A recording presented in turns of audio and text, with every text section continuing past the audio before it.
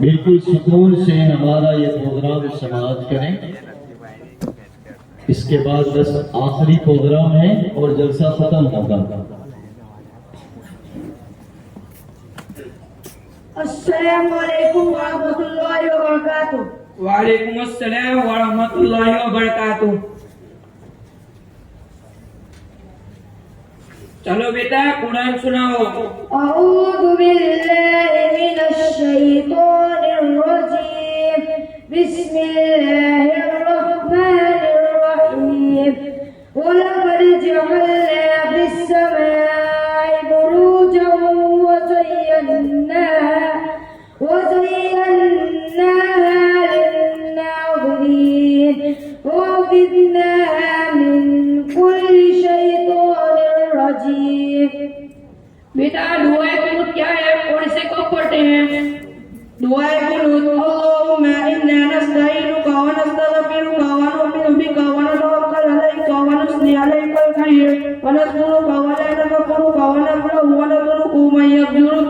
अल्लाहुम्मा इय्याका नअबुदु व लका नुसल्ली व नस्जुदु व इलैका नस्आ व नहफिदु व नरजू रहमतका व नख्शा अजाबका इन्ना अजाबका बिल कुफ्फारि मुल्हिक। ये इकरा की तीसरी रकात में कौन धोने के बाद पढ़ा जाता है? अरे मौलाना साहेब કેવું પડો છો? મારા છોકરાને સૂતા ખાતા પણ નથી આવતું. મેં પૂછ્યું ઈમાનના કેટલા પગ છે તો કહે છે નમાઝ પઢવી રાતે ખાઈ સૂઈ જાઉં. અરે સગવડો ભાઈ આટલો ગુસ્સો ન કરો. તમે સવારે વહેલા ઉઠી કામ ધંધામાં લાગી જાઓ, પછી પૂછો કે બેટા મદ્રસે ગયો હતો કે નહીં. તમને ખબર છે પરીક્ષાના દિવસે પણ તેને ગદલામાંથી ઉઠાવી બોલાવ્યો પડ્યો હતો. આ રોજ પાબંદીથી મદ્રસે આવતા છોકરાને એટલે પૂછો. એ બેટા નમાઝના ફરજો બતાવો. बिस्मिल्लाहिर्रहमानिर्रहीम। नमाज के 13 फराइज है। 7 बाहर के नंबर 1 जगह का पाक होना, नंबर 2 बदन का पाक होना, नंबर 3 कपड़े का पाक होना, नंबर 4 सतर को छुपाना, नंबर 5 किबले की तरफ मुंह करना, नंबर 6 नियत करना, नंबर 7 पक्का मालूम होना चाहिए अंदर के, नंबर 1 तकबीर तहरीमा यानी अल्लाहु अकबर कहना, नंबर 2 कियाम करना, नंबर 3 किरात करना, नंबर 4 रुकू करना, नंबर 5 तो सजदे करना, नंबर 6 आखिरी कायदे रहते हैं कि विचार देखना। ચાલો ચાલો આપણે મેચ રમવાની છે. हाँ टीम तैयार છે, ચાલો કેવી રીતે રમશું? 10,000 રૂપિયાની શરત. અરે યાર આ શરતો વાળું મને નથી ગમતું. ચાલો એ રાજા બગાડ શરતો તોડ અને ન ગમતો હોય તો ઉભા પૃથ્વીમાં બેસી રહેવાનું. દાવ મારો જશે આવું નહીં મળે. જા ફાઈટ કરી લીધે. મેં કોઈનાથી બીતો નથી અને જેને બોલાવી લાવજે. અયો બહુ હોશિયારીમાં આપી માથું ફાટી જશે. લે લડાઈ ના કરો નહીં તો મેં ઉઠાને કહી દઈશ. તું બી બહુ અચાનક ના બોલ નહીં તો ધોવાઈ જશ.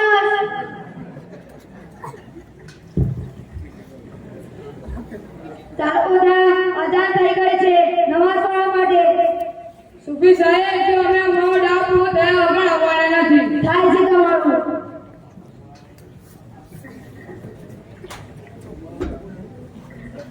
હુસેન શું વાત કઈ નવો મોબાઈલ ક્યારે લીધો કેટલાનો? દોસ્ત ખેતી ખૂબ સારી થઈ તો પપ્પાએ લઈ આવ્યો આઈફોન 15 પ્રો મેક્સ પૂરો 2 લાખનો. મારો તો ઓછો છે સારા માર્ક્સ હતા જીત કરી લેવાયો છે. તારા ફોનમાં પોપ્યુલારિટી હશે બતાવતો. હા જો તો આ ખાનની મૂવી એવું ક્લિયરલી દેખાય છે. આવો ફોન હોય તો સૌ જોવાની મજા આવી જાય. હા યાર અરે આઈફોન જોવાની પણ ખૂબ મજા આવે. લાવને યાર આ મૂવી ખૂબ મજા આવશે.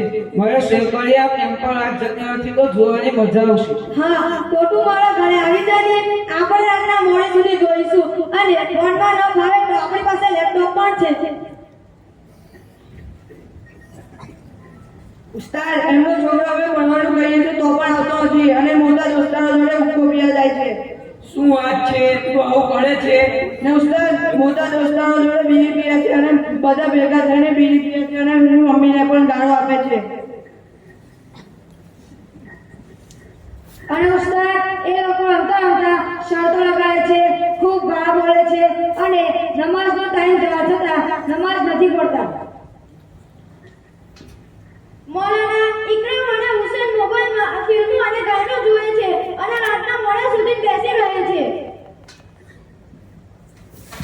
તું ઘરે આવું કરું છું, મારી સામે ડાહ્યો ડાહ્યો કરે છે અને બહાર આવા ખોટા કામો કરે છે.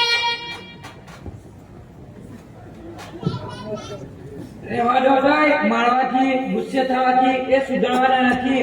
એના માટે પહેલા તો આપણા ઘરના માહોલને ઠીક કરો, તેને દીદી બનાવો, પોતાને ઓલાદને ટાઈમ આપો. ઓલાદ બગાડવામાં પણ આપણી ખૂબ ભૂલો છે. આપણા બુજુર્ગો લખે છે ઓલાદની સારી તરબિયત કરવી કરોડોની મિલકતથી અફઝલ છે. નાનપણથી તેમને બેટા બેટી કરી દીનના ઇસ્લામના કિસ્સા સંભળાવા, તેમની તોય બંદગીની ફિકર કરો. ઇન્શાઅલ્લાહ તેમની પૂરી જિંદગી બની જશે. ઇન્શાઅલ્લાહ હું પણ ટીમનો પાબંદ બનીશ અને શરીયત પ્રમાણે ઔલાદની તરબિયત કરવાની કોશિશ કરીશ.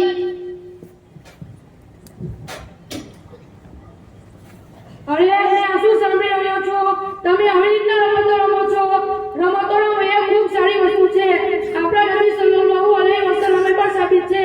પરંતુ એવી રમતો રમો જેમાં બદનની કસરત થાય. આવી રમતો રમો જેમાં લડાઈ ઝઘડો થાય. એ તો અલ્લાહ તેના રસૂલને પસંદ નથી.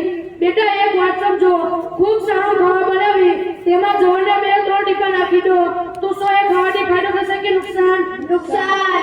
એવી જ રીતે આપણે રમતોમાં ગાળો બોલવી, શરતો લગાવવી, નંબરનો ખ્યાલ ન કરવો, એનાથી રમતો ફાયદાની જગ્યાએ નુકસાનવાળી બની જશે.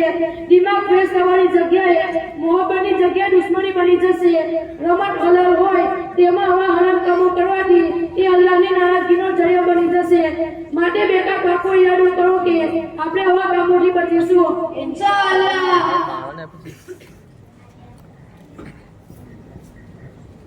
તમે બેટા મોબાઈલની લત એ તો ભણવાના દિવસોમાં એવું છે જેવું કે અજવાળા માટે લાઈટ સળગાવી તેને કાળા કપડાથી ઢાંકી દો.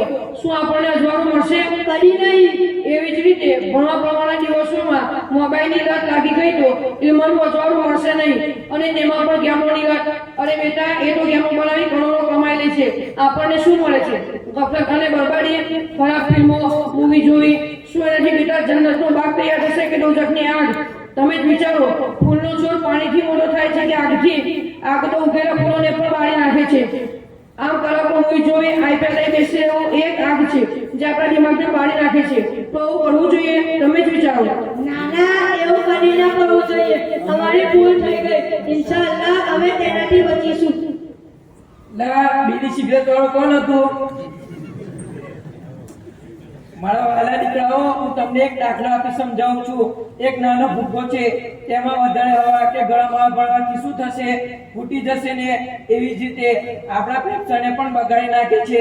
બીજું કે ત્યારબાદ જે ગંધ આવે છે હદીસમાં છે એવી ગંધ સાથે મસ્જિદમાં પણ ન આવો, કારણ કે તેનાથી ફરિશ્તાઓને તકલીફ થાય છે. બોલો બેટા, હવે આવું કરશો? નાના ઉસ્તાદ અમે કોઈ દિવસ આવું નહીં કરી. ઇન્શાઅલ્લાહ. ઇન્શાઅલ્લાહ હવે પણ અમે આવી રમતો નહીં રમીએ. અલ્લાહ તાલા આપણા બધાને